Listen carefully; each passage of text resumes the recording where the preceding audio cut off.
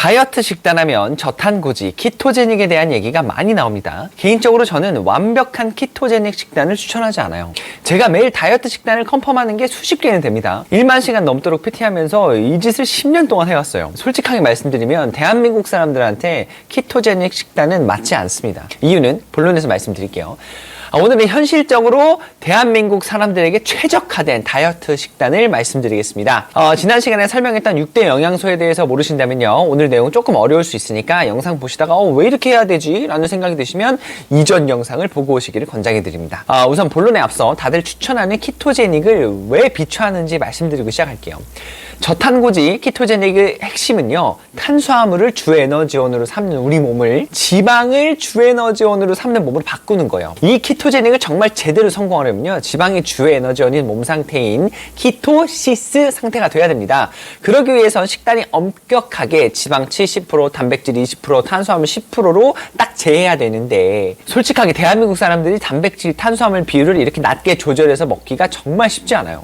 그리고 이걸 잘했으면 애초에 살도 안 쪘을 거고요. 그리고 한 열흘간 키토제닉 식단에 적응해서 우리 몸 상태가 키토시스 상태가 되어도 한 번이라도 탄수화물을 많이 들어가면요, 우리 몸은 다시 탄수화물을 주 에너지원으로 삼는 몸 상태로 바뀝니다. 왜냐하면 우리 인간이 원래 그렇게 진화를 해왔으니까요. 즉 키토시스 상태가 되게 깨지기가 쉽다는 이야기예요. 그리고 이걸 다시 적응하려면 또 열흘 동안 이 적응하는 힘든 과정을 거쳐야 되는데 이것도 쉽지가 않아요. 그리고 이 건강한 지방이 많은 음식들을 챙겨 먹기가 솔직하게 직장인들한테 굉장히 어려워요. 직장인들이 직접 조리해서 가는 건 진짜 불가능하고, 시중에 파는 키토 음식들은 생각보다 좀 더 비쌉니다. 그리고 사실 우리가 밖에서 파는 키토제닉 음식을 보면 정말 사실 고지방 음식이기보다는 그냥 풀떼기가 많은 다이어트 식단인 경우도 있습니다.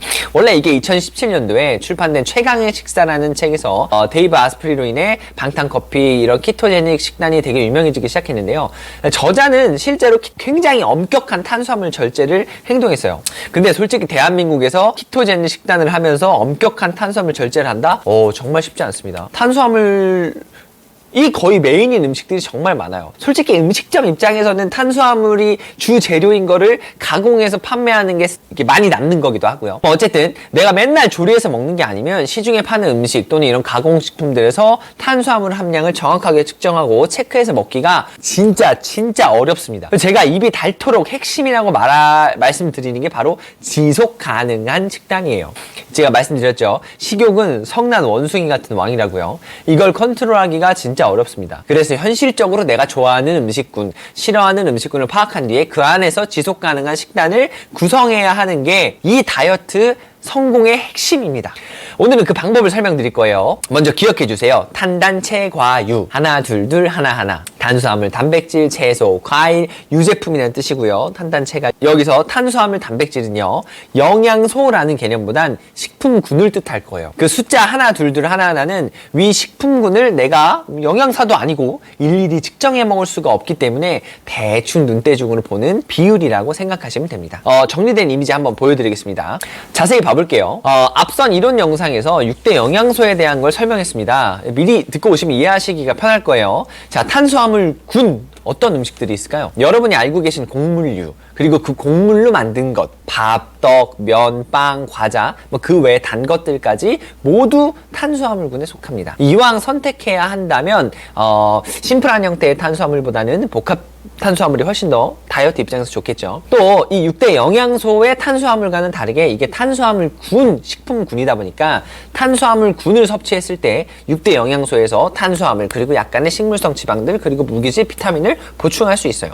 그 다음에 단백질군, 이건 어떤 음식들이냐면요, 동물들, 육해공 모두를 뜻합니다. 각종 고기들과 해산물, 그리고 조류, 달걀까지, 그리고 두부도 포함됩니다. 또 가공되기 전에 콩류들은요, 약간 곡물에 넣는 게 좀 더 좋을 것 같아요. 또 육류들 중에서는 이왕이면 하얀 게 적은 게 좋겠습니다. 동물성 지방은 사실 적게 섭취할수록 이득이에요. 하얀색 지방은 그냥 그 지방이 내 그대로 살로 간다고 생각하시면 될 것 같아요. 해산물들의 지방은 대체로 불포화지방산이 많으니까 상대적으로 괜찮습니다. 그래서 해산물은 종류 무관 이제 많이 드시기를 보통 권장을 드립니다. 또 단백질군에서는 섭취했을 때 6대 영양소 중에 단백질, 그 다음에 지방도 들어있고요. 그리고 아마 이건 모르셨을 건데 고기가 동물의 근육이잖아요. 근육 안에는 약간의 탄수화물도 함유되어 있습니다. 글리코겐 형태로 말이죠. 그리고 무기질과 비타민도 들어있고요. 자, 다음은 채소군. 채소군은 잎채소 위주로 생각하시면 돼요. 뿌리 채소는 탄수화물 쪽으로 생각하시는 게 좀 편할 것 같고, 고구마, 감자 이런 것들 말이죠. 또 잎채소는 식이섬유 형태의 탄수화물이 많은데 탄수화물이지만 에너지 전환이 안 되기 때문에 먹으면 먹을수록 또 배도 부르고 여러모로 건강에 좋다고 말씀드렸습니다. 그리고 양질의 무기질 비타민들이 많아요. 실제로 이 채소들이 한 100g에 20칼로리가 채 안 되는 것들이 많아요. 얘가 먹으면요, 얘네가 소화되는 과정에서 20칼로리보다 더 쓴다는 얘기도 있습니다. 그러니까 먹으면 먹을수록 마이너스인 거예요. 좋은 거죠. 그러니까 그 다음에 과일. 과일은 제철 과일 하나씩 챙겨 먹으면 거기에는 탄수화물과 또 약간의 식물성 지방들, 그 다음에 양질의 무기질 비타민 섭취할 수 있고요. 마지막으로 유제품. 유제품을 통해서 양질의 단백질, 지방, 그리고 무기질, 비타민을 섭취할 수 있습니다. 이것들을 말씀드린 숫자와 같이 하루에 드시는 탄수화물 군 비율이 1, 그 다음에 단백질과 채소군이 2씩, 그 다음에 제철 과일 하나, 유제품 하나, 이렇게 챙겨 드시면 돼요. 얼만큼 먹는지 어떻게 하냐고요? 그러니까 말씀드렸잖아요. 사진을 찍으란 이야기입니다. 내가 부족한 게 있으면 내일 좀 더 챙겨 먹으려고 노력해보고, 오늘 내가 탄수화물을 많이 먹었구나, 그럼 내일은 좀 더 적게 드셔보시고, 어제 과일을 많이 못 챙겼네, 그럼 오늘은 좀 내가 과일을 좀 챙겨 먹으려고 노력을 해봐야겠다, 이렇게 생각하면 되는 거죠. 참고로 탄수화물은 제가 말씀드린 1보다 적게 드셔도 사실 무관합니다. 굳이 탄수화물을 챙기기 위해서 억지로 막 이렇게 찾아서 음식을 드시지 않으셔도 돼요. 육류, 채소, 나물들, 그리고 과일을 이렇게 챙겨 드시면 사실 필요한 탄수화물은 충분히 챙겨 드실 수가 있는 셈이거든요. 여기서 포만감은 단백질과 이제 잎채소로 주로 채운다고 생각하시면 됩니다. 여기에 제가 말씀을 안 드렸지만 물도 중요해요. 6대 영양소 중에 자기 하루 체중 곱하기 0.03리터로 챙기려고 노력해 주시면 됩니다. 제가 만약에 80kg면 약 2.4리터 정도가 되겠죠. 탄단체가요 하나 둘둘 하나하나 중에서요, 여기서 딴 건 솔직히 다 조금씩 부족하게 먹어도 사실 내가 진짜 뭐 한번 제대로 건강하게 만들어 보겠다 싶은 분들은요, 단백질만은 꼭 정확하게 체크해서 드셔야 돼요. 도대체 내가 단백질을 얼만큼 먹어야 될까요? 전문 영양서적에 있는 내용으로 말씀드려보겠습니다. 자기 체중 곱하기 몇 g을 곱하는 공식인데요. 코치님, 저는 운동을 하나도 안 하는 사람입니다. 그런 사람도 자기 체중에 0.8에서 1g은 곱해서 드셔야 돼요. 이게 권장량이에요. 코치님, 저는 운동을 주에 3번 정도 좀 가볍게 운동하는 편이에요. 그러면 자기 체중에 1에서 1.5g을 곱해서 드시면 됩니다. 코치님, 저는 진짜 근육도 많이 만들고 싶어하고 힘든 근육 운동을 주 3회 이상 합니다. 이런 분들은 자기 체중에 1.5에서 2g을 곱해서 드시면 됩니다. 실제로 운동 프로 선수들은요, 자기 체중에 곱하기 4g까지 먹는다는 이런 데이터들도 있습니다. 물론 우리는 프로 운동 선수가 아니니까 이걸 보는 분들은 운동도 열심히 하고 몸의 변화도 나름 간절히 만들려고 하는 분들일 테니까 우리는 최대 2g으로 정해서 한번 예시를 들어보겠습니다. 제가 80kg 정도 나가니까 2g을 곱하면 160g이 나오네요. 그죠? 하루에 섭취해야 할 단백질이 160g입니다. 고기 160g이 아니고요, 단백질 160g이에요. 그럼 도대체 단백질 160g을 채우기 위해서 뭘 얼마나 먹어야 될까요? 체크표 한번 띄워드리겠습니다. 여러분이 알고 계신 단백질 음식을 한번 우리가 이야기를 해볼게요. 보통 계란 1개, 노른자 포함해서요, 6에서 7g 정도 단백질이 들어있습니다. 닭가슴살은 100g당 약 25g, 생선, 해산물은 100g당 약 20g, 고기 100g당 약 20g. 물론 여기는 하얀 게 적은, 상대적으로 삼겹살보다는 목살, 막 꽃등심보다는 부채살 이런 거를 드셔주시는 게 좋아요. 또 두부나 버섯류들은 100g당 약 10g 미만이니까 이거는 이 육해공 가지고 동물성 단백질로도 내가 채우기가 조금 배부르다, 이런 사람들은 굳이 두부, 버섯류들까지 막 많이 챙겨 드실 필요는 없고요. 이 정도 먹어도 양이 안 차는데 하시는 분들은 두부, 버섯류들 이런 거 챙겨가지고 좀 더 드셔주시면 아마 포만감 유지하는데 굉장히 도움이 많이 될 거예요. 제가 앞전 6대 영양소 이론 영상에서 동물성 단백질이 적으로 우리가 근육 만들기에 좋다고 설명해 드린 바 있습니다. 필수 아미노산 함량이 좀 더 많이 있기 때문에 이 표는 나중에 참고해서 캡처해 두고 보시면 좋을 것 같아요. 저는 고기를 좋아하니까 고기를 기준으로 한번 설명드려 볼게요. 저는 하루에 800g을 먹어야 돼요. 그죠? 왜냐하면 고기가 100g당 20g 들어있으니까 160g을 채우려면 하루에 800g을 먹어야 되네요. 그죠? 아침에는 고기를 먹기 좀 그러니까 제가 계란 후라이랑 과일, 우유로 적당히 이제 보통 퉁을 치는 편입니다. 점심 저녁에는 단백질류를 거의 350 150g씩은 챙겨 먹어야 되겠네요. 그죠? 이게 사실 내가 계량하거나 가공식품 뒤에 있는 정보를 보는 게 아니면 사실 정확하게 알기가 좀 어렵기 때문에 단백질을 제가 쉽게 측정하는 방법을 말씀드리겠습니다. 나중에 정육점이나 뭐 마트 고기 코너에 가서 대충 내 주먹 정도 크기 되는 고기를 한번 비교해 보세요. 대충 내 주먹 정도가 또는 손바닥을 이렇게 폈을 때 내 손이 몇 그램 정도이고 내가 식당이나 어디 음식점에 가서 음식을 먹을 때 이 단백질들 눈앞에 있는 이 단백질 요리들이 내 주먹과 비교해서 대충 얼만큼인지 내가 섭취하는 양을 대략적으로 유추할 수가 있습니다. 예를 들어 제가 제육볶음을 시켰어요. 그럼 제가 이제 먹을 제육볶음이 짠 앞에 나왔습니다. 여기에 이제 양파랑 파랑 뭐 양념 같은 걸 조금 상상 속에서 제한다 가정해보고 이거를 대략적으로 고기를 약간 이렇게 얇으니까 이걸 뭉쳐있을 때 어느 정도 되겠구나 대충 사이즈가 나오잖아요. 그죠? 보통 이제 손작은 여자분들은 주먹 하나에 이제 100g, 120g 정도의 육류나 해산물 덩어리라고 생각하시면 되고요. 보통 남자분들 같은 경우에는 주먹 하나에 150에서 180 또는 뭐 200g까지 200g의 덩어리로 나오는 분들도 있을 거예요. 그러니까 저는 한 끼를 먹을 때 보통 제 주먹 1.5개에서 2개 정도 해당하는 양의 단백질을 챙겨 먹으려고 노력하면 되는 거예요. 다른 분들도 보통 한 끼에 이제 주먹 하나 내지 2개 정도 사이에 해당하는 단백질 양을 챙겨 먹는다고 생각하시면 됩니다. 부족한 건 항상 풍족할 수는 없잖아요. 그죠? 회사에서 다 같이 식당에 갔는데 나 혼자만 막 뭐 2개 더 시켜 먹을 수도 없는 거고 이렇게 부족한 건 식간에 편의점에 가서 단백질이 많이 들어있는 핫바 같은 걸 챙겨 먹으면 되죠. 뭐 거기 계란도 있고 뭐 편의점에 먹을 거 많으니까요. 또 이게 좀 짭짤한 걸 먹었다 그러면 저지방 우유 하나 먹으면서 우유 속 칼륨으로 나트륨을 중화시키는 방법도 있고요. 또 이게 원래 끼니당 4시간 정도의 텀으로 단백질이 평균 약 소화 흡수되는 게 30g 정도 된다고 하는데 솔직히 이건 사람마다 좀 다르고 컨디션마다도 다르니까 이제 막 운동을 시작하는 일반인이 이것까지 일일이 신경 쓰면서 먹으면 좀 어려워요. 그냥 한 번에 막 고기 막 몇 인분씩 단백질 몰빵 치지 말고 그냥 매 끼니당 좀 나눠서 이렇게 먹는다고 적당히 배부르게 자주 먹는다는 얘기로 생각하시면 됩니다. 어때요? 어렵지 않으시죠?